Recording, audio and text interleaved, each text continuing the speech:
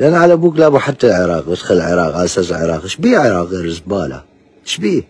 شكوى ادخل العراق.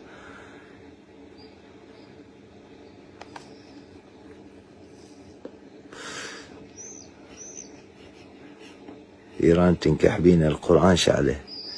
لا ما حسيت بهذا الشيء. القران راح ادعسه كل 10 ايام تقريبا وراح حرق. انا على ابوك يا ابو جابر، انا على ابوك لابو حتى ايران داست على راس مقتدى من راد يسوي انقلاب على الحكومه، داسوا على راس مقتدى. والسيستاني قعود هذا الخنينه السيستاني يشجب ويستنكر، العراق يشجب، وهذا الاخ شو اسمه.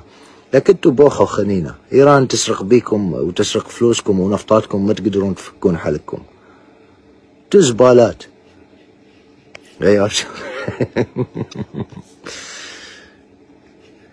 ليش ما سويت هالشيء بالعراق؟ ببساطه لان العراق بارهابيين. اكيد طبعا السؤال ما يراد له جواب، يعني معروف هو. راح يجيبوك للعراق ونشويك. تحلمون انتوا صح. راح اتركك الزمن شو تسوي بيك؟ مسوين لايفات حتى يبلغون حسابك هذول الصلاعمة. خلي يبلغون عبالهم يسوون شيء. انا على السيرفر مال السويد ما حد يقدر يسوي اي شيء. لا تخاف، لا تخافون. خايف منكم. ايه صح. لقاني نفر واحد هزيت عروشكم، هزيت الدول الإسلامية كلها، دعست على قرآنكم وعلى نبيكم وعلى مقدساتكم بأول أيام عيدكم. دعست على مقدساتكم ونبيكم وراح استمر.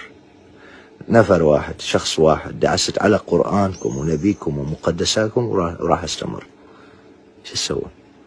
حركت عروشكم، خليتكم مثل شلاب بالشارع تنبحون، مثل شلاب، لعبت بيكم طوبة. شنو انتو؟ فد بندلة؟ شنو انتو؟ زبالة.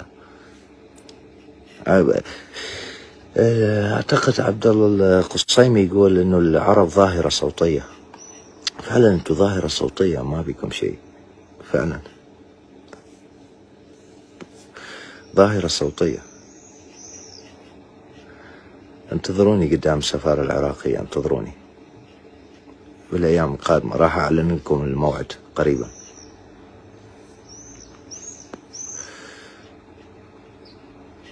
راح تموت موتة سلاب، راح اموت موتة مقتدى.